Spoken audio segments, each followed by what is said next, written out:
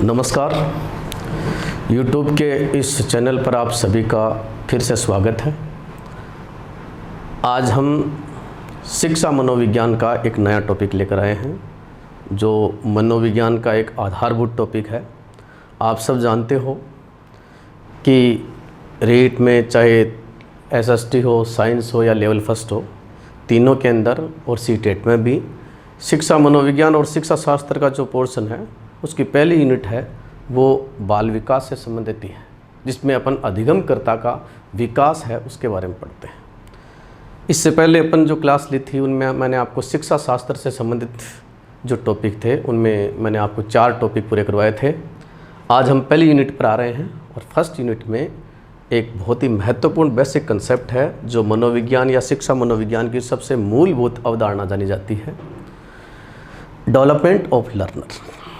जी हाँ, आप सब जानते हो, आपने B.Ed, BSTC, M.Ed जैसे शिक्षक प्रशिक्षण पाठ्यक्रमों में मनोविज्ञान में ये चीज़ अवश्य पढ़ी होगी।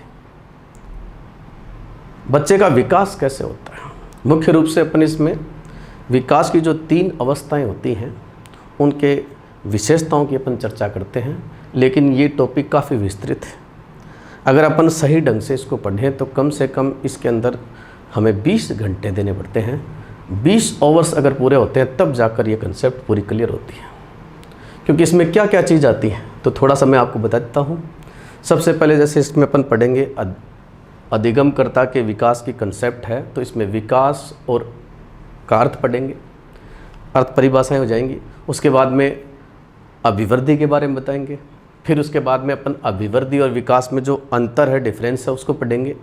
इसके बाद जब आगे बढ़ेंगे तो उसके बाद में अपन विकास के जो सामान्य सिद्धांत हैं, जिसमें अपन 10-12 सिद्धांत पढ़ते हैं, वो सारे सिद्धांत हैं उनको एक्सप्लेन करेंगे एक एक को। जैसे दिशा का सिद्धांत है, निरंतरता का सिद्धांत है, सेफलोकोडाल वगैरह, ये सारे सिद्धांत आ जाते हैं। उसमें 10-12 सिद्धांत हैं जिनको सामान्य सिद्धांत कहते हैं।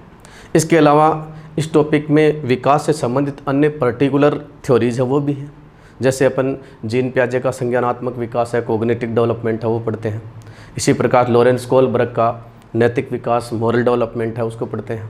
इसी प्रकार लिव सिमोनोविच वाइगोत्स्की है, उसका सामाजिक संस्कृति सिद्धांत या सामाजिक संज्ञान सिद्धांत पढ़ते हैं। इसी प्रकार जेरोम ब्रूनर का है अपन संरचनात्मक विकास का सिद्धांत पढ़ते हैं। इसी प्रकार से अपन इसी कंसेप्ट के सिगमंड फ्राइड का जो मनोलैंगिक विकास का सिद्धांत है वो पढ़ते हैं। तो ये जो सिद्धांत है सारे पर्टिकुलर हैं, वो भी अपन आगे पढ़ेंगे सारे के सारे। तो सामान्य सिद्धांत अलग हैं और विशिष्ट सिद्धांत है वो अलग से दे रखे।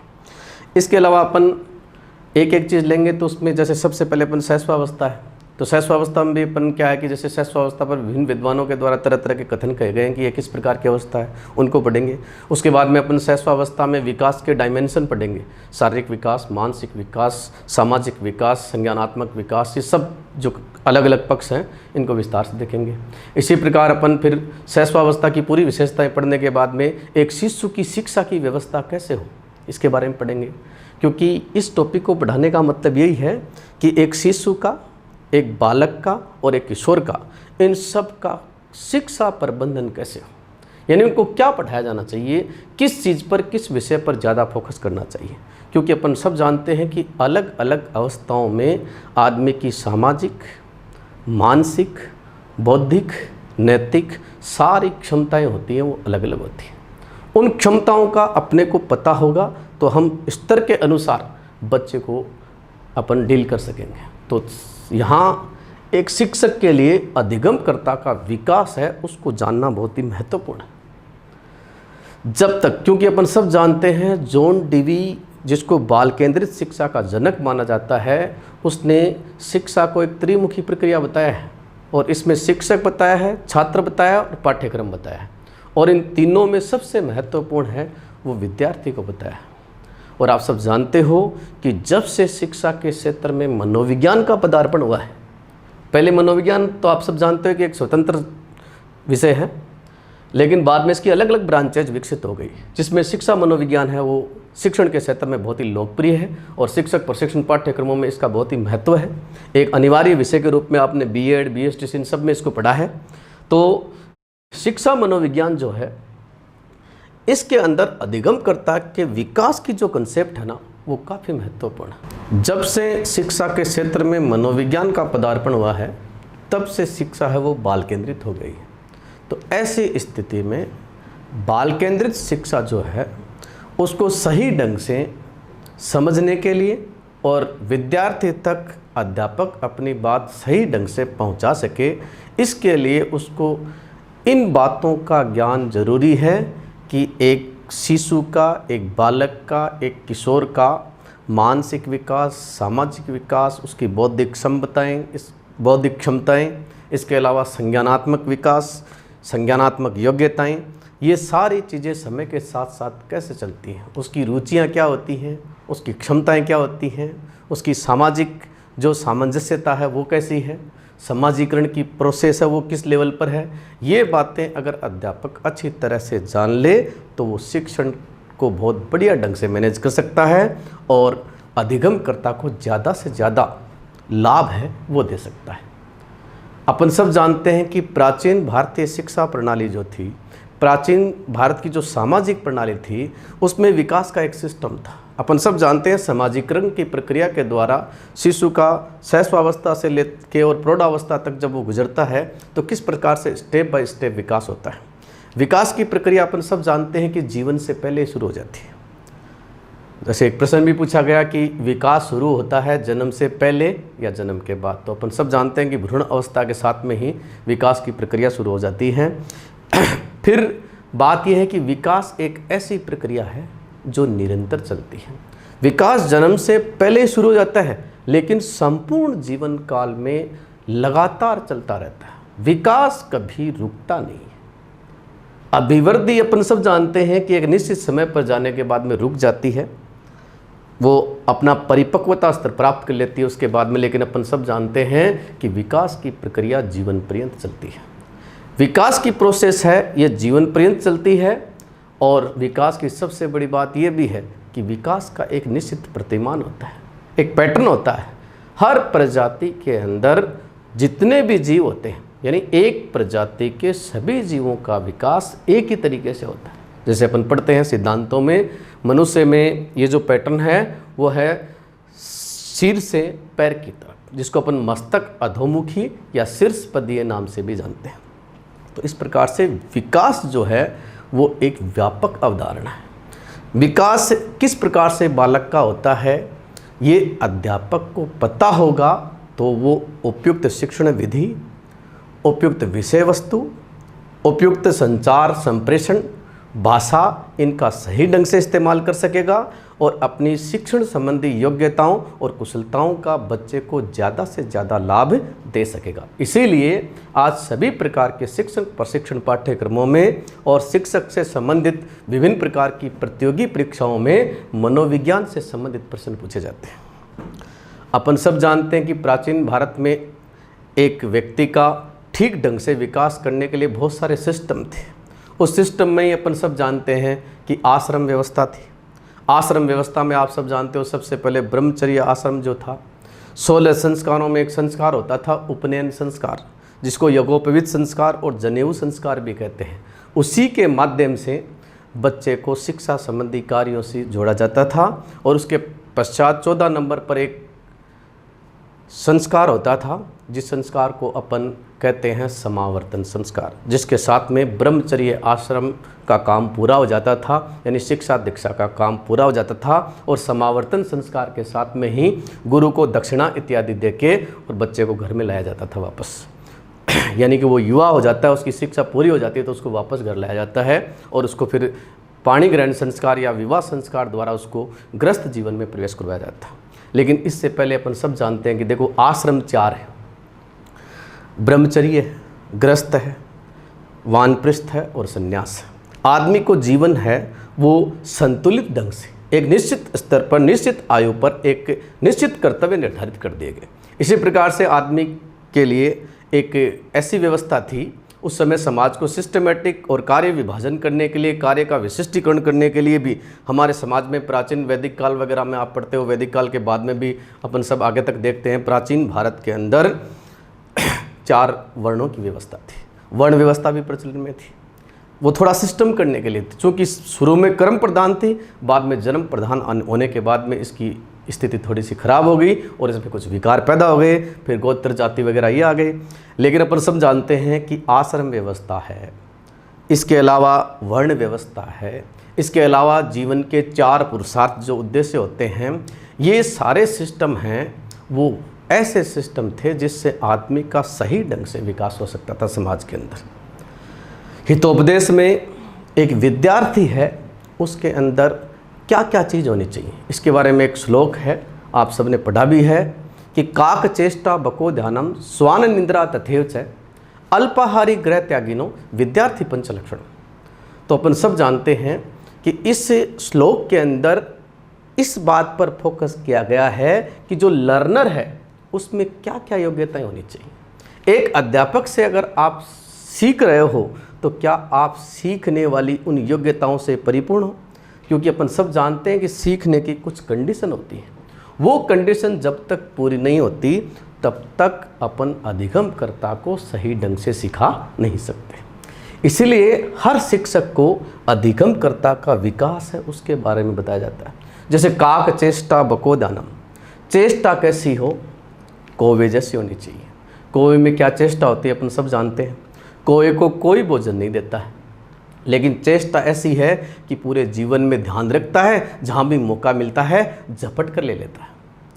काक चेष्टा है, चेष्टा से सब कुछ। आप थॉर्नडाइक की सीखने की 3 कंडीशन पढ़ते हो। थॉर्नडाइक ने अपने सीखने के जो 3 नियम बताए, उसमें पहला नियम बताया है तत्परता का नियम। जब तक सीखने वाली इकाई सीखने के लिए तैयार नहीं है तब तक उसको कोई सिखा नहीं सकता। तो अपन सब जानते हैं कि तैयारी का नियम भी कहते हैं तत्परता के नियम को। इसका सीधा सीधा मतलब यही है कि सीखने वाला है वो सीखने के लिए तैयार होना चाहिए। तो काकचेष्टा इसी प्रकार की बात है। बको ध्यानम, बगुले जैसा ध्यान, इसका मतलब है कि बच्चे का अवधान जो है, अटेंशन है, वो भी एक निश्चित स्तर का होना चाहिए। जब अपन सब जानते हैं छोटा शिशु होता है उसका अवधान नहीं होता है, बाल्यावस्था में भी अवधान की कमी होती है, लेकिन आदमी का जैसे जैसे अवस्था बढ़ती है उसके साथ साथ उसकी अवधान क्षमता बढ़ती है। तो ध्यान देना, बगुले में अवधान की कैपेसिटी कैसे होती है, क्योंकि अपन सब जानते हैं कि बगुला एक पक्षी है और किस प्रकार तालाब के ऊपर किस प्रकार से ऊपर रहता है और जैसे उसको मछली दिखती है झट से पकड़ लेता है। ये अवधान का कमाल है। जब तक अधिगम करता है उसमें अवधान का निश्चित स्तर प्राप्त नहीं होगा तब तक वो सीख नहीं सकता। तो काक चेष्टा बको ध्यानम स्वान निद्रा तथैव च, नींद भी कुत्ते की तरह नींद लेने का मतलब है कि कम सोना चाहिए। विद्यार्थी कम सोएगा ना तो अध्ययन को ज़्यादा समय दे पाएगा। तो 3 कंडीशन हो गई और फिर लास्ट में लगता है कि काक चेष्टा बको ध्यानम स्वान निद्रा तथैव च अल्पाहारी गृह त्यागिनो विद्यार्थी पंचलक्षणम। आहार भी कम करे, क्योंकि आहार और निद्रा का आपस में संबंध है। जितना आहार कम करेगा उतना ही नींद से परेशान नहीं होगा और अध्ययन के लिए ज़्यादा समय दे पाएगा। और लास्ट बात है गृह त्यागिनो, अर्थात घर की जिम्मेदारियां ज़्यादा नहीं रहे उसके ऊपर, ताकि उसकी अध्ययन में बाधा पैदा नहीं हो। तो ये जो कुछ कंडीशन है जो प्राचीन ग्रंथों के अंदर भी बताई है। तो देखो, कोई भी लर्नर होता है ना, उसके लिए कुछ कंडीशन होती हैं। वो कंडीशन अगर अपन पता कर लें तो फिर हम अधिगमकर्ता तक अपनी बात को बहुत ही आसानी से पहुंचा सकते हैं। तो देखिए, मेरा कहने का अभिप्राय यही है कि जब तक आप बालक है उसके विकास को नहीं समझेंगे तब तक आप एक अच्छे शिक्षक नहीं हो सकते। प्रश्न भी आता है कि मनोविज्ञान की आवश्यकता निम्नलिखित में से किसको है? शिक्षक को, छात्र को, अभिभावक को और उपयुक्त सभी को। एक बार ऐसा 2nd ग्रेड में क्वेश्चन पूछा गया और जवाब क्या माना गया? जवाब इसमें माना गया सभी को। लेकिन यही प्रश्न दोबारा आया एक बार और उसमें यही ऑप्शन थे, लेकिन प्रश्न की लैंग्वेज में थोड़ा सा फर्क था कि मनोविज्ञान की आवश्यकता सर्वाधिक किसको है?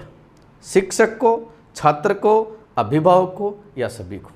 तो सर्वाधिक तो अपन सब जानते हैं शिक्षक को ही है, क्योंकि जो लर्नर है वो सीधा सीधा शिक्षक के संपर्क में है। तो शिक्षक को ये पता होना चाहिए कि सामने वाले बालक की रुचि क्या है, अभिरुचि क्या है, बौद्धिक क्षमता क्या है, मानसिक योग्यताएं क्या है और आप जो विषय वस्तु उसको दे रहे हो क्या वो उसके लेवल की है। क्या आप जिस तरीके से पढ़ा रहे हो उस तरीके से या उस शिक्षण विधि से या शिक्षण तकनीक से बच्चा सीख पा रहा है? ये सारी बातें एक शिक्षक को पता होना बहुत ज़रूरी है। इसीलिए हर अध्यापक को किसी न किसी रूप में मनोविज्ञान जरूर सिखाई जाती है। चूँकि हम टॉपिक पर आते हैं, बात सारी विकास से ही जुड़ी हुई है, क्योंकि लर्नर के डेवलपमेंट की जब बात हो रही है तो हमें इन चीज़ों पर विचार कर लेना चाहिए। लेकिन अपन सब जानते हैं, यहाँ अपन दो चीज़ पढ़ेंगे, विकास और अभिवृद्धि का अभिप्राय और इन दोनों में अंतर। तो मैं आपको मोटे मोटे रूप में सबसे पहले सीधे शब्दों में बता देता हूँ कि विकास एक जीवन पर्यंत चलने वाली प्रक्रिया, यानी ये जन्म से पहले स्टार्ट हो जाती है। जीवन काल अपन सब जानते हैं कि भ्रूण अवस्था से शुरू हो जाता है, इसलिए विकास की प्रक्रिया जन्म से पहले तो शुरू होती है। क्योंकि इसमें उतार चढ़ाव आते रहते हैं, लेकिन विकास कभी रुकता नहीं, अर्थात निरंतर चलता रहता है। विकास एक व्यापक प्रक्रिया है और ये व्यापक प्रक्रिया है, विभिन्न प्रकार के परिवर्तनों के माध्यम से धीरे धीरे आगे बढ़ती है, जिसके परिणाम स्वरूप व्यक्ति की कार्यकुशलता में और उसकी जो वर्किंग एफिशिएंसी है, कार्यक्षमता वगैरह है, कार्य निष्पादन क्षमता है, इन सब में सीधा सीधा परिवर्तन दिखाई देता है। अभिवृद्धि अपन सब जानते हैं कि विकास का एक पहलू है। विकास एक विविध पहलुओं से युक्त प्रक्रिया है। इसके अनेक पक्ष हैं, जैसे शारीरिक है, मानसिक है, सामाजिक है, नैतिक है। इस प्रकार से इसके तो संज्ञानात्मक है, तरह तरह के पक्ष। लेकिन अभिवृद्धि का संबंध अपन सब जानते हैं कि एक ही पक्ष से है और वो पक्ष है फिजिकल यानी शारीरिक पक्ष। चलिए अब एक एक बात अपन लेंगे। तो सबसे पहले कुछ परिभाषाओं पर अपन जिक्र करेंगे। अलग अलग विचारक हैं और इन्हीं परिभाषाओं के माध्यम से अपन विकास के अर्थ को समझेंगे। तो अपन एक एक बात करते हैं। सबसे पहले अपन जो चीज़ शुरू करें वो है विकास एवं अभिवृद्धि का अर्थ और इसकी परिभाषा। तो अपन परिभाषाओं में से ही इसका अर्थ निकालेंगे। एक एक विचारक हैं, उनकी बातों को लेकर बहुत बढ़िया ढंग से, सरल ढंग से अपन लास्ट में निष्कर्ष निकालेंगे कि वाकई में विकास से क्या है। हर लोग जो है वो विकास के बारे में क्या कहता है। विकास अभिवृद्धि तक ही सीमित नहीं, विकास अभिवृद्धि तक ही सीमित नहीं बल्कि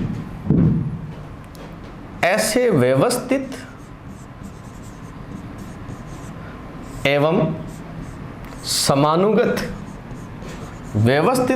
समानुगत परिवर्तन है जो व्यक्ति को परिपक्वता की ओर ले जाते हैं। यस, अच्छी तरह से देखिएगा। हर लोग क्या कह रहा है, हर लोग ये कह रहा है कि विकास अभिवृद्धि तक ही सीमित नहीं है, यानी अभिवृद्धि की तुलना में विकास क्या है, व्यापक है। तो सिर्फ अभिवृद्धि को विकास नहीं कहें आप, अभिवृद्धि तो विकास का मात्र एक क्या है, पहलू है। फिर ये क्या कह रहा है कि विकास क्या है, परिवर्तन है, चेंजिंग होती है इसमें।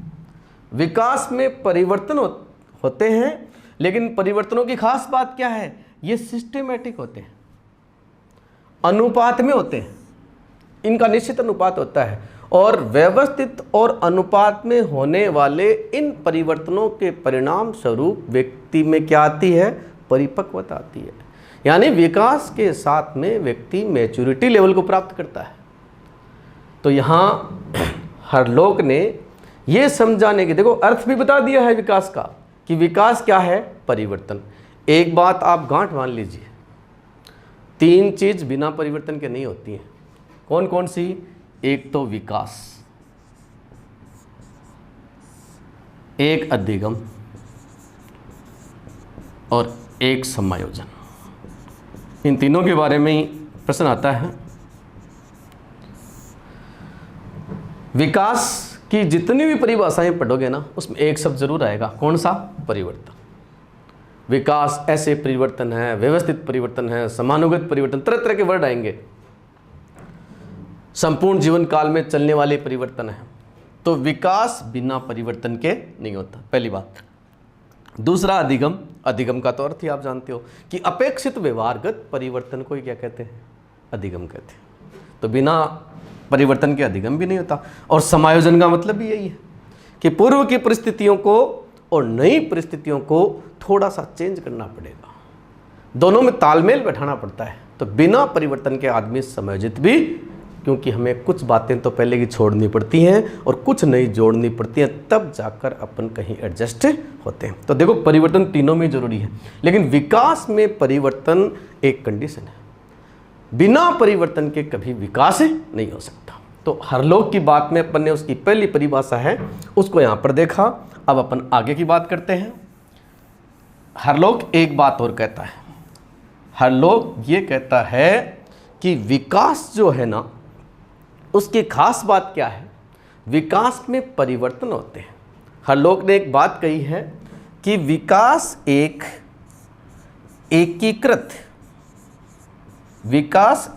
एकीकृत प्रक्रिया है जिसमें तीन बातें शामिल हैं, तीन बात शामिल है या तीन प्रकार के परिवर्तन हैं वो शामिल है। कौन कौन से? नंबर 1, देखो तीन परिवर्तन बताए हैं और ये तीन परिवर्तन क्या हैं? पहला नंबर 1, आकार में परिवर्तन। विकास में क्या होता है? आकार में परिवर्तन होता है। दूसरा, अनुपात में परिवर्तन।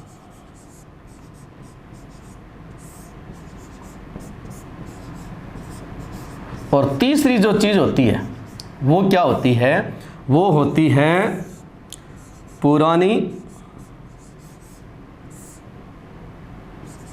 आदतों की विलुप्ति एवं नई आदतों एवं उपलब्धियों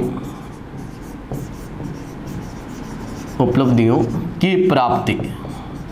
यस, तो देखो हरलोक दो रूप में ये बात बताता है। विकास को समझाने के लिए उसने पहले तो ये कहा है कि विकास अभिवृद्धि तक ही सीमित नहीं है, बल्कि विकास में क्या होते हैं? परिवर्तन होते हैं। इनसे ज़्यादा है ये। इसमें जो परिवर्तन होते हैं वो व्यवस्थित और अनुपात में होते हैं, और इनके परिणाम स्वरूप व्यक्ति में क्या आती है? मैच्योरिटी आती है। फिर हरलोक एक बात और कहता है कि विकास एक एकीकृत प्रक्रिया है जिसका संबंध तीन बातों से है। एक तो इसमें आकार में चेंजिंग होती है, एक अनुपात में परिवर्तन होता है, यानी अनुपात जो होता है ना उसमें चेंजिंग होती है। आपका जितना मानसिक विकास होता है उसी अनुपात में आपका शारीरिक विकास होता है, क्योंकि अपन सब जानते हैं विकास का अनुपात में होना बहुत ज़रूरी है। देखिए यहाँ भी समानुपात बात कही है और यहाँ भी लास्ट में क्या कर रहा है? अनुपात में परिवर्तन की बात कर रहा है। अगर ये परिवर्तन अनुपात में नहीं होते ना तो फिर विकास नहीं बल्कि विकार बन जाता है। कैसे? जैसे मान लीजिए एक आपने शारीरिक रूप से हष्ट पुष्ट व्यक्ति है, उसको सामने देखा, एक 6 फुट का नौजवान है, गोरा चट्टा है, अच्छा उसका शरीर है, और जैसे ही आपकी उस पर नज़र पड़ी तो आपने कहा कि यार क्या पर्सनैलिटी है, कैसा व्यक्तित्व है, बहुत ही शानदार आदमी है, देखो कितना लंबा चौड़ा है। आपको बहुत अट्रैक्टिव लगा, आपने उसकी प्रशंसा करी, लेकिन आप जैसे उसके पास में गए तो उसने आपको 2-3 गालियाँ दी। फिर आपको ये भी पता चला कि साहब ये तो बहुत बड़ा शराबी है, उसमें शराब की बदबू आ रही है। आप पीछे हटते हुए बोले कि वो तो कोई ऊँट ही है। यानी कहने का मतलब है आप उस व्यक्ति के लिए एक पशु की तुलना कर रहे हैं। ऊँट से तुलना करने का अभिप्राय क्या है कि शरीर तो बहुत पूरा पा लिया लेकिन सामाजिक विकास उसका नहीं हो पाया। उसको मैनर्स नहीं है कि दूसरों से बातचीत किस तरीके से की जाती है, खान पान का उसको मैनर्स नहीं, कौन सी चीज़ कब खाई जाती है, कब पी जाती है। इसका मतलब क्या है कि उस आदमी की ग्रोथ तो हुई है, आप ग्रोथ से प्रभावित हुए, लेकिन उसका सामाजिक विकास है वो नहीं हो पाया, उसका नैतिक विकास नहीं हो पाया, नैतिकता के मायने वो नहीं समझता है, इस प्रकार से ऐसा व्यवहार किया।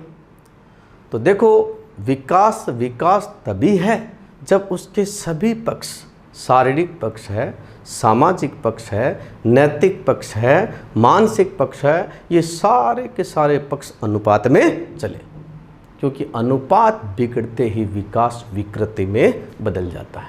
इसलिए परिवर्तनों के साथ में एक शर्त जुड़ी हुई है कि विकास में जितने भी परिवर्तन हो कैसे होने चाहिए, सिस्टेमेटिक होने चाहिए और अनुपात में होने चाहिए।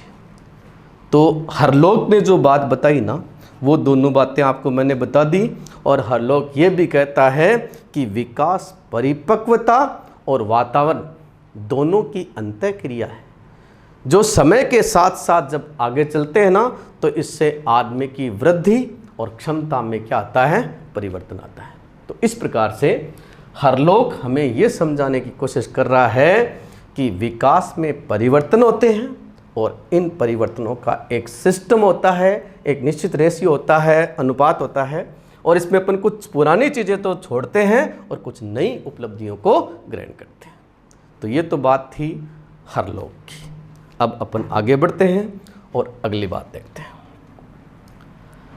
मुनरो एक विचारक है, मुनरो, उसकी परिभाषा पर भी चर्चा कर लेते हैं। चूँकि मैंने यहाँ पर नाम ही लिखा है मुनरो का, परिभाषा लिखी नहीं है, क्योंकि अपन परिभाषा को संक्षेप में आपको मैं बता के और विकास के अर्थ को समझाने के लिए इनका इस्तेमाल कर रहा हूँ, क्योंकि यहाँ पर ये परिभाषाएं ज़्यादा महत्वपूर्ण नहीं है। विकास की प्रोसेस को, विकास के अर्थ को और अभिवृद्धि से उसका जो अंतर है उसको समझने के लिए अपन इसका इस्तेमाल कर रहे हैं। तो मुनरो क्या कहता है कि विकास की प्रक्रिया है वो ऐसी प्रक्रिया है जो भ्रूण अवस्था के साथ में तो शुरू होती है और प्रौढ़ावस्था तक चलती रहती है। यानी अपन इसको इस रूप में परिभाषित कर सकते हैं कि विकास एक परिवर्तनशील श्रृंखला है। विकास एक परिवर्तनशील श्रृंखला है जिसमें बालक भ्रूण अवस्था से प्रौढ़ावस्था तक गुजरता है, प्रौढ़ावस्था तक गुजरता है। चलिए अब इसको भी थोड़ा सा समझ लेते हैं क्या कहना चाह रहा है। आपने हरलोक की परिभाषा में एक शब्द पढ़ा था कि व्यवस्थित और समानुगत परिवर्तन, ठीक है, और कंडीशन ये है कि अगर व्यवस्थित और समानुगत परिवर्तन हुए तो आदमी में क्या आएगी, परिपक्वता आएगी।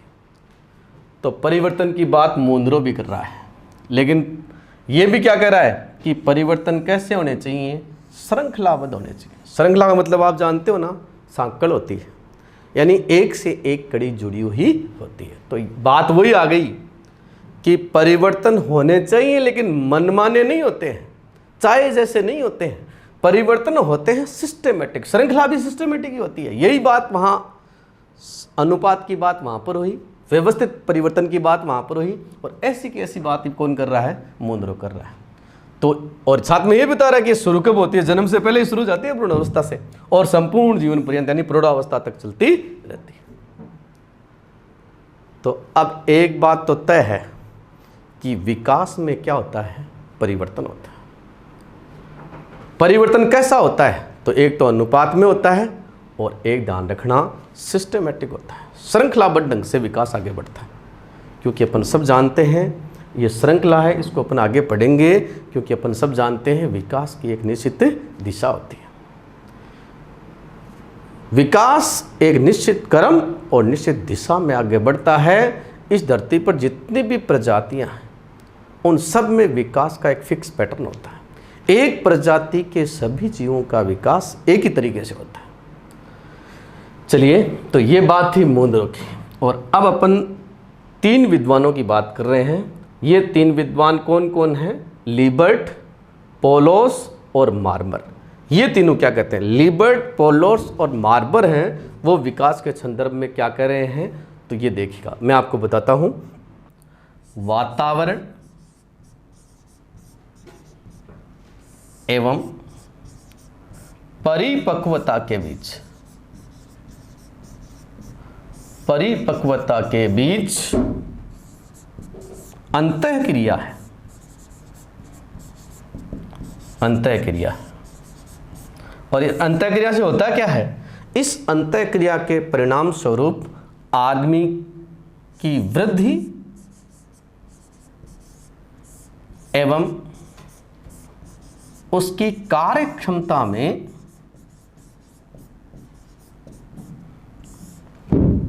परिवर्तन होता है। तो बार बार मैं आपको कह रहा हूं कि विकास में क्या होता है, परिवर्तन होता है।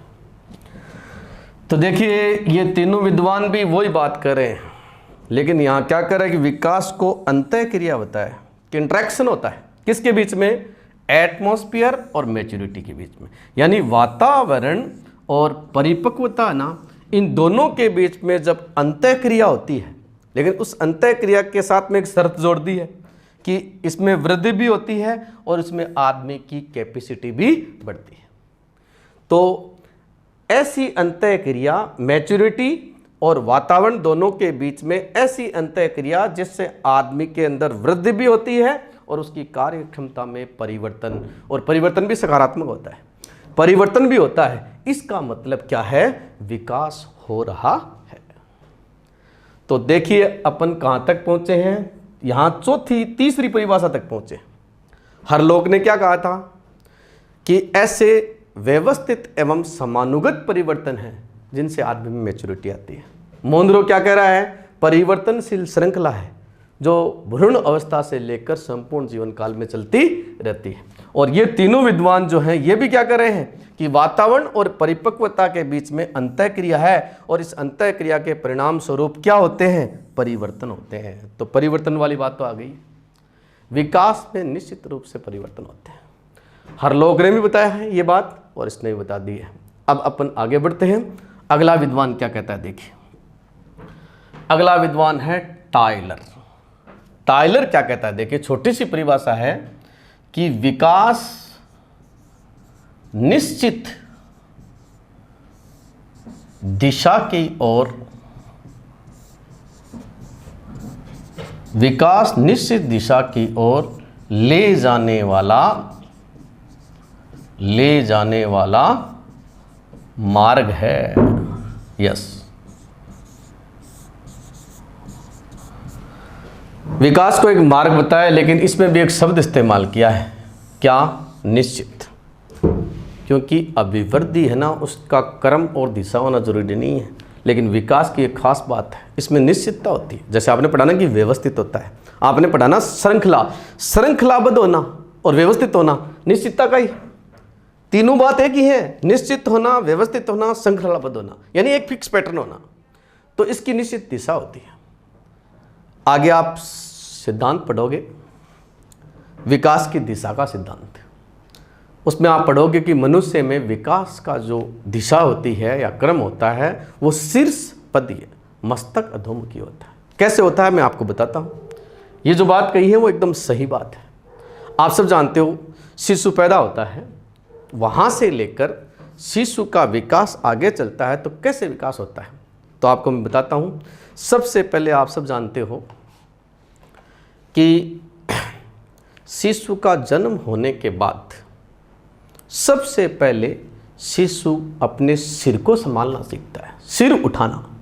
सिर उठाने की प्रोसेस सबसे पहले होती है। छोटा शिशु आप सब जानते हो कि पहले सिर, क्योंकि कोई भी माता जब अपने छोटे शिशु को, जिसका जैसे मान लीजिए 1 महीने का ही शिशु है, उसको अगर कोई माता है वो किसी अन्य को देती है ना, तो अपन सब जानते हैं उसके सिर के पीछे की तरफ अपन हाथ लगा कर रखते हैं। और कई बार तो माँ वार्निंग भी देती है।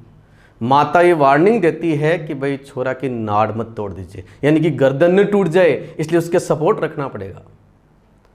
क्यों? क्योंकि बच्चा शुरू में अपने गर्दन को भी कंट्रोल नहीं कर सकता, लेकिन धीरे धीरे वो क्या है, सिर को इधर उधर उठाना सीखता है। विकास की दिशा बता रहा हूँ मैं आपको, सिर से पैर की तरफ चलेगी। कैसे चलेगी देखिए। इसके बाद में अपन आते हैं, उसके बाद में होता है धड़ का विकास। धड़ का विकास होने में आपकी जो रीढ़ की हड्डी है और फेफड़े वगैरह हैं, ये जो पोर्शन है ये पूरा का पूरा जैसे विकसित होता है, बच्चा दूसरी क्रिया, ध्यान से सुनिएगा, जैसे जैसे अंगों का विकास होता है वैसे वैसे क्या होता है, अनुक्रिया होती है। सिर का विकास होते ही सिर को उठाना सीख लिया। धड़ का विकास होते ही अब शिशु क्या करेगा, अब शिशु धड़ को पलटने की कोशिश करेगा। आप सब जानते हो छोटा शिशु जो होता है ना, वो कई बार जब इस प्रकार से यूँ अपने को पलटने की कोशिश करता है और कई बार पलटी लगा भी देता है, और ज़्यादा पलटी जब लग जाती हैं तो कई बार वो क्या है कि बेड है उससे नीचे भी गिर जाता है। लेकिन कोई बच्चा अगर बार बार पलट पलट के नीचे गिर रहा है ना, तो माता को समझ जाना चाहिए कि विकास तीव्र गति के साथ चल रहा है, क्योंकि विकास के परिणाम स्वरूप हो रहा है। उसकी धड़ का विकास हो गया, इसलिए एक्टिव करेगा, इसको अनुक्रिया करेगा। तो पहले सिर का और उसके बाद में धड़ का विकास होता है। धड़ का विकास होने के बाद में आगे विकास का क्रम बढ़ता है और उसके बाद में विकास होता है कुल्हों का। यानी कुल्हों का विकास होते ही बच्चा तीसरा काम करेगा और वो काम है बैठने का। अपन शिशु को बैठाते हैं, इसके बाद में शिशु को सबसे पहले तो अपन अपनी गोद में बैठाते हैं या उसके चारों तरफ तकिया रजाई वगैरह लगा के बैठाते हैं, ठीक है। और बाद में वो स्वतंत्र रूप से बैठना सीख जाता है। तो विकास का क्रम जैसे जैसे सिर का विकास हुआ तो सिर को उठाना सीखा, धड़ का विकास हुआ तो धड़ को पलटना सीख गया, कुलों का विकास हुआ तो बैठना सीख गया। इसके बाद में होता है घुटनों का विकास। घुटनों का विकास होते ही शिशु चौथा काम करेगा, और चौथा काम क्या है? घुटनों के बल चलना। ध्यान रखिएगा, घुटनों का और इन कोहनियों का विकास एक साथ ही होता है।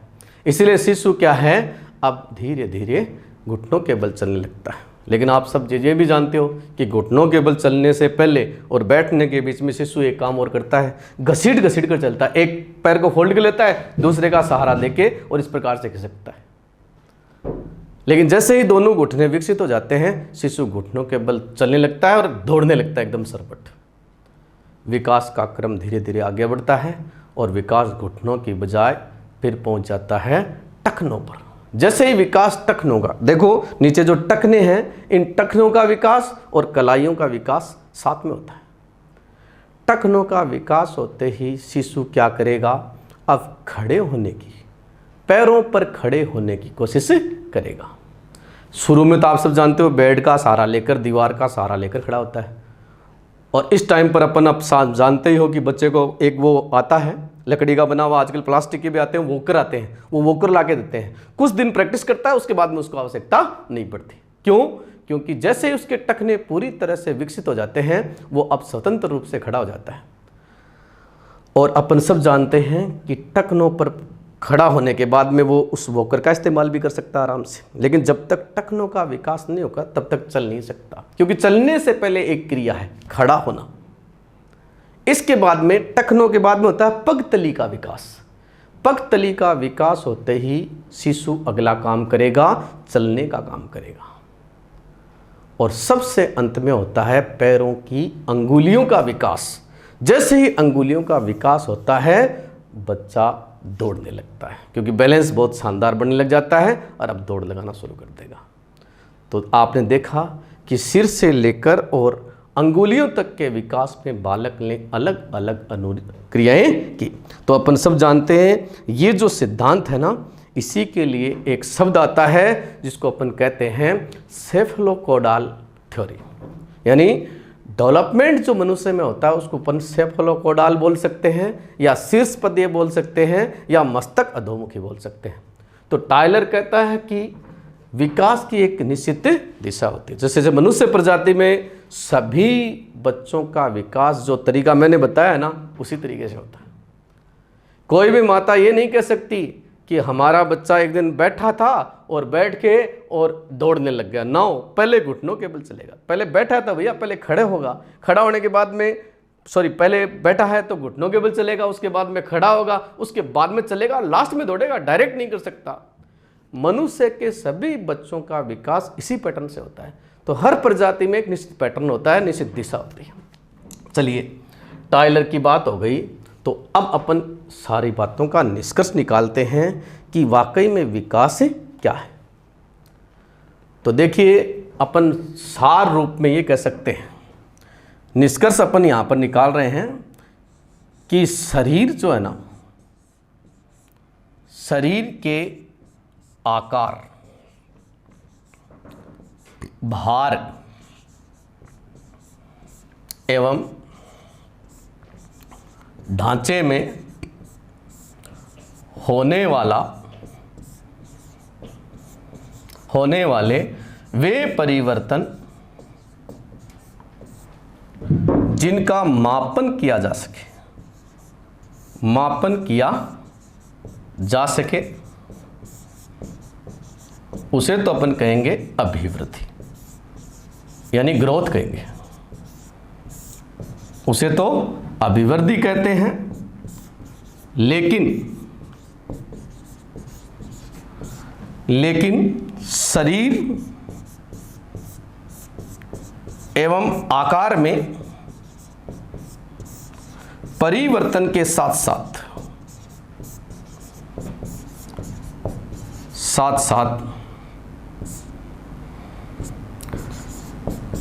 कार्यक्षमता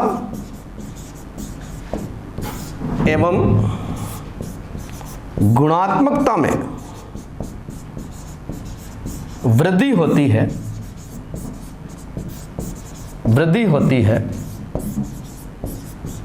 तब इसे विकास कहेंगे। जी, इन सारे विद्वानों की बातों का सार है, अच्छी तरह सुन लीजिए। आदमी के शरीर के आकार में, ढांचे में, यानी उसकी हाइट है, उसकी चौड़ाई है, लंबाई है, उसका भार है, इन सब में जो चेंजिंग होती है, जिसका अपन मेजरमेंट कर सकते हैं। देखो कैसे परिवर्तन, जिनका अपन क्या कर सके, मेजरमेंट। क्योंकि अपन सब जानते हैं कि अभिवृद्धि का ईजीवे में मेजरमेंट हो सकता है, कितना किलोग्राम, कितना सेंटीमीटर, अपन इसमें ग्रोथ है ना, उसको मेजर कर सकते हैं, उसका मेजरमेंट हो सकता है। लेकिन खाली शरीर के आकार और भार में, ढांचे में चेंजिंग होने से कुछ नहीं होता है। देखो, अगर शरीर के आकार, भार और ढांचे में चेंजिंग हो रही है और उसका मेजरमेंट हो सकता है, तब तो वो क्या है, अभिवृद्धि है। लेकिन इस चीज के साथ साथ में, यानी आकार और ढांचे में परिवर्तन होने के साथ साथ में, अगर आदमी की वर्किंग एफिशिएंसी, वर्किंग कैपेसिटी वो बढ़ती है और क्वालिटी बढ़ती है उसकी कार्यक्षमता में, तब अपन इसको केवल वृद्धि नहीं कहेंगे। अगर कार्यक्षमता और गुणात्मकता दोनों में, शरीर के साथ साथ इनमें भी वृद्धि हुई है, तब अपन इसको क्या कहेंगे, विकास कहेंगे। तो विकास में केवल मात्रात्मकता ही नहीं होती है, मात्रात्मकता के साथ साथ क्या होती है, गुणात्मकता भी होती है। लेकिन अभिवृद्धि में गुणात्मकता हो ये कोई जरूरी नहीं है, क्योंकि ग्रोथ जो होती है ना, वो मुख्य रूप से क्वांटिटी में होती है, और डेवलपमेंट होता है उसमें क्वांटिटी के साथ साथ में क्वालिटी भी अपन मेजर करते हैं। दोनों चीज़ है, उनका अपन योग मानते हैं इसको। तो इस प्रकार से अपन ने विकास का अर्थ समझ लिया है। अभिवृद्धि को भी साथ साथ में समझा कि साहब विकास है ना, वो केवल अभिवृद्धि तक ही सीमित नहीं है। लेकिन आगे अपन जब अंतर करेंगे ना, तो इसको और बढ़िया ढंग से सीख लेंगे। ये परिभाषाएं केवल मैंने इसलिए इस्तेमाल करी क्योंकि परिभाषाएं ज़्यादा पूछी नहीं जाती हैं, क्योंकि अपन सब जानते हैं कि हर टॉपिक में से परिभाषा जैसे प्रश्न नहीं आते हैं। परिभाषा के लिए तो कुछ अलग, जैसे अधिगम की परिभाषा आ जाती है, अभिप्रेरणा की आ जाती है, व्यक्तित्व की खूब आती है। लेकिन विकास में क्या है कि परिभाषाएं नहीं आती हैं। विकास में तो विशेषताओं पर ज़्यादा फोकस होता है, सिद्धांतों पर ज़्यादा फोकस होता है, प्रतिपादक है सिद्धांतों के, उन पर ज़्यादा, किसी अवस्था की विशेषता पूछ ली, शिक्षा का स्वरूप पूछ लिया, उन पर ज़्यादा फोकस किया जाता है। तो आपने ये अच्छी तरह समझ लिया है कि विकास क्या है, कि सिस्टमेटिक होता है। विकास के परिणाम स्वरूप मैच्योरिटी आती है। विकास का एक निश्चित क्रम और दिशा होती है। और विकास है ना, एक व्यापक प्रक्रिया है, इसमें बहुत सारे पक्ष हैं, और इन पक्षों की खास बात क्या है कि इसमें तालमेल होता है। ये अगर आगे पीछे हो जाते हैं ना, तो विकास विकास नहीं बल्कि विकार हो जाता है। तो ये तो बात थी विकास और अभिवृद्धि के अर्थ की। नीचे एक लाइन लिखी है अपन ने, वृद्धि प्लस क्षमता प्लस परिपक्वता प्लस वातावरण, यानी ग्रोथ भी मिल जाए, कैपेसिटी बढ़ जाए, मैच्योरिटी भी आ जाए, और अच्छे वातावरण के साथ में तालमेल हो जाए, तब आदमी का क्या हो जाता है, विकास हो जाता है। तो विकास के लिए देखो ये कंडीशन सारी की सारी हैं, वो जब मिल जाती है ना, तब विकास की परिस्थितियां पैदा होती हैं। तो ये तो बात अर्थ की हुई, परिभाषाओं की हुई। अब आगे बढ़ते हैं और दोनों में अंतर करते हैं। अंतर में देखिए साहब, अभिवृद्धि और विकास में अंतर। यहां अंतर से संबंधित बिंदु लिखा है अपन ने, इधर अभिवृद्धि और इधर विकास। तो एक एक चीज लेकर चलते हैं अपन। दोनों में अंतर की जब अपन बात करते हैं तो एक एक चीज लेकर चलेंगे। पहले स्वरूप। स्वरूप का मतलब यह है कि इनमें से एक का पक्ष तो क्या है, आंतरिक, और दूसरे का क्या है, बाह्य। तो आप सब जानते हो अभिवृद्धि का स्वरूप कैसा है, बाह्य, बाह्य स्वरूप, ठीक है। और विकास का स्वरूप कैसा है? विकास का स्वरूप कैसा है? आंतरिक।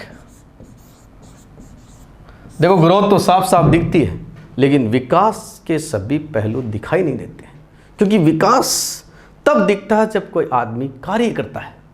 एक खड़े व्यक्ति को देखकर आप उसकी ग्रोथ का अनुमान तो लगा सकते हो, क्योंकि आकार, भार वगैरह है वो सारा दिख जाता है, शरीर का ढांचा।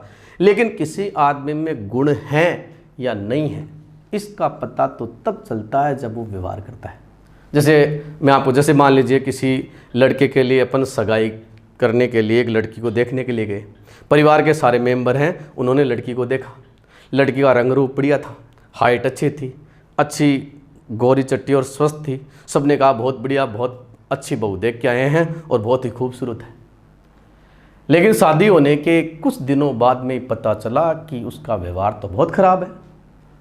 सास बहू में, परिवार के सदस्यों में लड़ाई चलती है और बार बार धमकाती है कि ज़्यादा वक्त मुझसे लड़ाई करोगे तो मैं दहेज का मुकदमा लगवा दूंगी। तो इसका मतलब क्या हुआ? इसका मतलब ये हुआ कि जिन लोगों ने सगाई के लिए लड़की देखी थी ना, उन्होंने एक ही चीज़ देखी, कौन सी? ग्रोथ तो देख ली, लेकिन डेवलपमेंट नहीं देखा। क्योंकि विकास में सामाजिकता भी देखी जाती है, विकास में नैतिकता भी देखी जाती है कि मोरलिटी कितनी है, सोशल जो गट्स हैं वो लड़की में है या नहीं है। तो देखो, क्योंकि विकास के पक्ष बहुत ज़्यादा हैं, खाली शरीर तक ही सीमित नहीं है। शरीर तो इसका एक छोटा सा पहलू है, इसके डायमेंशन बहुत ज़्यादा है।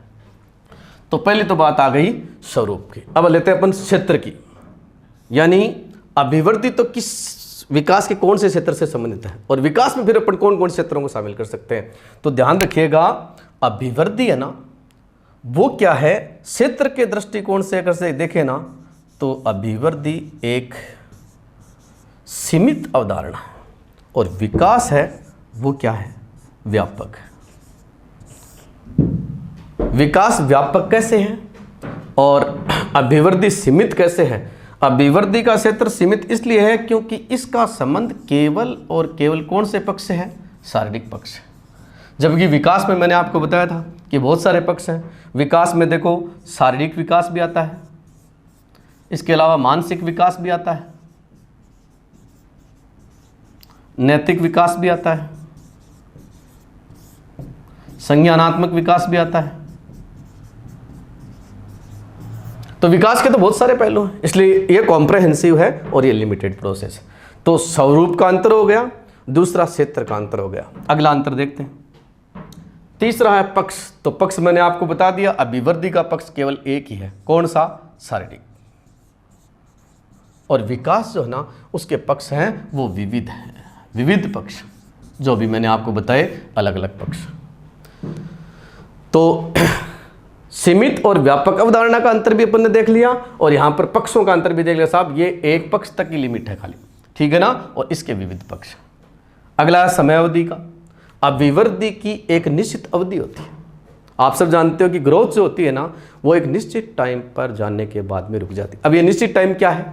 तो कोई बोलता है 17 वर्ष, कोई बोलता है 18 वर्ष, कोई बोलता है 21 वर्ष, लेकिन इसके लिए सबसे प्रॉपर शब्द है कि अभिवृद्धि है ना, वो निश्चित समय तक होती है। और ये निश्चित समय कौन सा होता है? इसको अपन कहते हैं परिपक्वता। जब फिजिकली मैच्योरिटी आ जाती है, उसके बाद में ग्रोथ है ना, वो रुक जाती है, ग्रोथ रुक जाती है भैया, इस पर स्टॉप लग जाता है। कुछ अपवादिक बातें तो हैं, जैसे बालों का बढ़ना, नाखूनों का बढ़ना, ये तो जीवन पर्यंत चलता है, लेकिन अपन सब जानते हैं कि ये शरीर से निकलने वाले एक प्रकार के विकारों का रूप ही है। बाकी अपन सब जानते हैं कि जो फिजिकली मैच्योरिटी होती है ना, वो एक निश्चित स्तर पर, इन किशोरावस्था के बाद तक ये लगभग पूरी प्राप्त हो जाती है। इसलिए अभिवृद्धि एक निश्चित अवधि पर आने के बाद में परिपक्वता का रूप लेती है और रुक जाती है। लेकिन विकास की प्रक्रिया आप सब जानते हो कि ये जीवन पर्यंत चलने वाली प्रक्रिया है। विकास कभी रुकता नहीं, निरंतर चलता है। हाँ, इसकी गति में उतार चढ़ाव जरूर आ जाते हैं। चलिए अगली बात करते हैं। 4 अंतर अपन ने पढ़ लिए। अभिवृद्धि विकास को और बढ़िया ढंग से समझने के लिए और अंतर। अभिवृद्धि का स्वरूप आप सब जानते हो कि मात्रात्मक होता है। अभिवृद्धि मात्रा में होती है, जैसे कितने किलो वजन है, कितनी सेंटीमीटर हाइट है, यानी अपन सब जानते हैं कि ग्रोथ होती है ना, उसका मेजरमेंट हो सकता है, आराम से मापन कर सकते हैं अपन। तो मात्रा, ये मात्रात्मक है, और विकास का स्वरूप है ना वो मात्रात्मक प्लस गुणात्मक, दोनों प्रकार का है, इसमें दोनों चीजें शामिल हैं। तो ये व्यापक प्रक्रिया हो गई। अगला अंतर देखिए, दिशा एवं क्रम। अभिवृद्धि की न तो कोई निश्चित दिशा होती है और न कोई निश्चित क्रम होता है, जबकि अपन ने विकास में पढ़ा अभी कि विकास की निश्चित दिशा होती है। जैसे मनुष्य में होता है ना, सिर से पैर की तरफ निश्चित दिशा भी होती है और साथ साथ में निश्चित क्रम भी होता है, श्रृंखलाबद्ध चलता है। अभी अपने मुंदरों की परिभाषा पढ़ी थी, 6 अंतर हो गए। अगला अंतर देखते हैं, मापन। अभिवृद्धि का स्वरूप आपने अभी पढ़ा कि अभिवृद्धि का स्वरूप मात्रात्मक है, और जो चीज़ मात्रा में होती है ना उसका आसानी से क्या हो सकता है, मापन हो सकता है। यानी अभिवृद्धि का मापन हो सकता है, लेकिन विकास का मापन करना संभव नहीं है। विकास का मापन नहीं हो सकता, क्योंकि विकास का जो मूल स्वरूप है वो गुणात्मक है, और गुणों को मापना संभव नहीं है। जैसे संवेग है, संवेगों को कैसे माने भाई, अपन मापन कैसे करें, किस में कितना, कोई किलोग्राम में, सेंटीग्रेड में, या कोई सेंटीमीटर में, इस प्रकार का कोई मेजरमेंट तो होता नहीं है। तो अपन कई बार बोलते ज़रूर हैं, किसी क्रोध आ गया तो अपन कहते साहब इसका तो पारा है वो 100 डिग्री पर चढ़ गया है, लेकिन अपन सब जानते हैं कि वो खाली अपन सामान्य रूप से ही कहते हैं। बाकी देखो जो संवेग होते हैं, गुण होते हैं ना, उनका अपन सीधा सीधा मेजरमेंट, सामाजिकता है, जैसे ईर्ष्या है, प्रेम है, क्रोध है, इस भय है, इन सब का मेजरमेंट करना पॉसिबल नहीं है। तो एक अंतर ये हो गया। अब आप देखिए दृश्य और अदृश्य का अंतर। क्रोध है ना उसका स्वरूप कैसा है, दृश्यात्मक है। जो चीज बाह्य होती है ना, आपने ये पढ़ा ना कि अभिवृद्धि क्या होती है, बाह्य होती है, जो बाहर है वो दिखेगी, तो बाह्य है, और साथ साथ में भाई बाह्य और मात्रात्मक होने के कारण इसका स्वरूप क्या हो गया, ये दोनों गुण इसमें है ना, इसीलिए ये क्या हो गई, दृश्यात्मक हो गई। यानी कि ग्रोथ को अपन आराम से देख सकते हैं, लेकिन विकास को देखा नहीं जा सकता, ये अदृश्य होता है। इसका पता तो तब चलता है जब कोई आदमी क्रिया करता है, तब अपन इसका अनुमान लगा सकते हैं। बाकी सीधा सीधा विकास को देखा नहीं जा सकता, ग्रोथ को देख सकते हो। तो 8 अंतर आपने पढ़ लिए, किसमें, अभिवृद्धि और विकास में। आगे बढ़ते हैं, 2 अंतर और देखते हैं।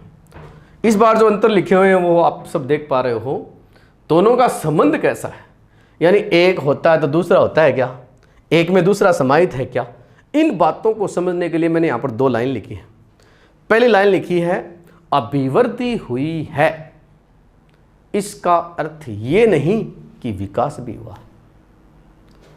कोई कहता है कि अभिवृद्धि हो गई, तो आप ये नहीं कह सकते कि विकास हो गया, क्योंकि अभिवृद्धि तो केवल शारीरिक पक्ष से संबंधित है, विकास के तो बहुत सारे पक्ष हैं। तो पूरा विकास हो ये अभिवृद्धि गारंटी नहीं दे सकती। लेकिन कोई ये कहे कि विकास हुआ है, तो ये समझ लीजिए कि अभिवृद्धि भी हुई है। क्यों, क्योंकि अभिवृद्धि विकास का एक पहलू ही है, इसलिए वो भी उसके अंदर समाहित हो गई। भाई अपन ये कहें कि मूल्यांकन हुआ है तो मापन भी हो गया, लेकिन अपन ये कहें कि मापन हुआ है तो मूल्यांकन नहीं है, क्योंकि मूल्यांकन में तो ज्ञानात्मक, भावात्मक, क्रियात्मक सारे पक्ष आ जाते हैं। मापन तो खाली मात्रा को ही देखता है, गुणों को नहीं देखता है। तो वही बात यहां पर है, इन दोनों का रिलेशन यानी अभिवृद्धि और विकास दोनों का संबंध वैसा ही है जैसा मापन और मूल्यांकन का है। क्यों, क्योंकि मापन एक सीमित प्रक्रिया है, अभिवृद्धि भी सीमित है। मापन सीमित क्यों है, क्योंकि आपने पढ़ा था कि मापन केवल ज्ञानात्मक पक्ष का होता है, भाव और क्रिया का क्या होता है, मूल्यांकन होता है। तो मापन के स्थान पर अपने को मूल्यांकन की प्रक्रिया अपनानी पड़ती है। तो अभिवृद्धि जो है ना वो एक सीमित अवधारणा है। अपन ये कहें कि विकास हुआ तब अभिवृद्धि भी शामिल मान सकते हैं, इसमें सारे पक्ष आ जाते हैं इसमें। लेकिन कोई ये कहे कि अभिवृद्धि हुई तो जरूरी नहीं है कि विकास हो गया। तो अभिवृद्धि हुई है इसका तात्पर्य ये नहीं कि विकास भी हो गया है, लेकिन विकास हुआ है इसका तात्पर्य यह भी है कि अभिवृद्धि भी हो गई, क्योंकि इसका एक छोटा सा पार्ट है। अब अगली बात थोड़ी सी इससे अलग है, इसको बहुत बढ़िया ढंग से समझना आपको। परस्पर संबंध का अंतर चल रहा है। अभिवृद्धि होने पर विकास हो भी सकता है और नहीं भी हो सकता। साहब ये दोनों कंडीशन है। कई बार आदमी की अभिवृद्धि होती है, तो कई बार तो अभिवृद्धि बढ़िया होती है तो विकास भी हो जाता है, लेकिन कई बार ऐसा होता है कि अभिवृद्धि तो हो जाती है लेकिन पूरा विकास नहीं हो पाता है, किसी न किसी विकास के पक्ष में रुकावट आ जाती है। तो दोनों पॉसिबिलिटी है, अभिवृद्धि के साथ में विकास हो भी सकता है और नहीं भी हो सकता, लेकिन अभिवृद्धि के बिना विकास संभव है, ये ध्यान रखना। विकास हो सकता है। अरे कई बार आप देखते हो, आपने देखा कि बच्चा मेरिट में आया है, जैसे हम कल परसों देखने गए थे प्रिंस स्कूल में, एक लड़का राजस्थान में दूसरी रैंक पर था। जब हमने वहाँ जाके देखा तो बच्चा छोटा सा ही था, अजय उसका शर्मा नाम था, छोटा सा बच्चा था। तो वो जो बच्चा है ना, उसको हमने देखा कि ये तो बहुत छोटा है, यानी उसकी ग्रोथ बिल्कुल भी नहीं हुई, यानी अभिवृद्धि तो नहीं हुई, लेकिन वो बोलने में बहुत अच्छा था, उसकी मानसिक और बौद्धिक क्षमताएं बहुत बढ़िया थी। तो देखो अभिवृद्धि तो नहीं हुई उसकी पूरी, लेकिन फिर भी क्या है, देखो यहां लिखा लेकिन अभिवृद्धि के बिना विकास संभव है, क्योंकि ऊंचाई और भार में वृद्धि नहीं भी होती है ना कई बार, तो भी बौद्धिक, सामाजिक और मानसिक क्षमताएं होती हैं, उनमें क्या हो जाती है, वृद्धि हो जाती है। तो यहां यह ध्यान रखना कि अभिवृद्धि के बिना विकास हो सकता है, लेकिन अभिवृद्धि होने के साथ में विकास हो भी सकता है और नहीं भी हो सकता, लेकिन यहां विकास अकेला बिना अभिवृद्धि के भी हो सकता है। ये किसकी खास बात है। तो यहां आपने 10 बिंदुओं के माध्यम से यह समझ लिया कि अभिवृद्धि और विकास में अंतर क्या है। तो देखिए अपन सब जानते हैं, और आपको यह भी बता दूं, जैसे आप ये कहोगे कि साहब फिर आप ये बताएं क्या अभिवृद्धि शारीरिक विकास है क्या। देखो एक तो चीज है, 2 वर्ड बोल रहा हूं, शारीरिक अभिवृद्धि और एक शारीरिक विकास। एक बार प्रश्न पूछा था, सुनिएगा, आपको जवाब भी देना है।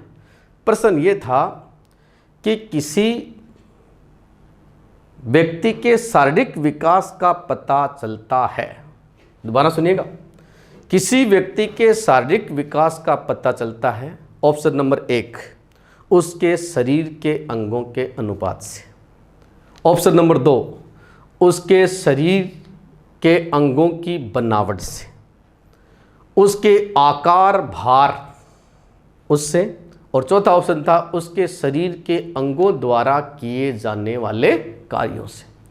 दोबारा सुनिएगा कि किसी बालक के शारीरिक विकास का पता चलता है, अनुपात से नहीं चलता है, आकार भार से भी नहीं चलता है, जब वो शारीरिक अंग से काम करता है ना, तब अपने को पता चलता है कि उसका शारीरिक विकास हुआ या नहीं। मैं आपको बताता हूं, एक उदाहरण देखिए। देखो मिलिट्री में, फौज में, पुलिस में एक टेस्ट होता है जिसको आप सामान्य रूप से बोलते हो फिजिकल टेस्ट। वैसे फिजिकल टेस्ट का मतलब तो शारीरिक मेजरमेंट हो गया, लेकिन फिजिकल टेस्ट का मतलब क्या होता है, उसको हिंदी में क्या नाम देते हैं, शारीरिक दक्षता परीक्षा। जब आपने रिटन टेस्ट पास कर लिया, सारी चीज़ें हो गई, उसके बाद में आपका फिजिकली मेजरमेंट करेंगे। तो एक तो है देखो शारीरिक वृद्धि, उसमें 2 चीज़ जांच की जाती हैं, एक तो ग्रोथ और एक डेवलपमेंट।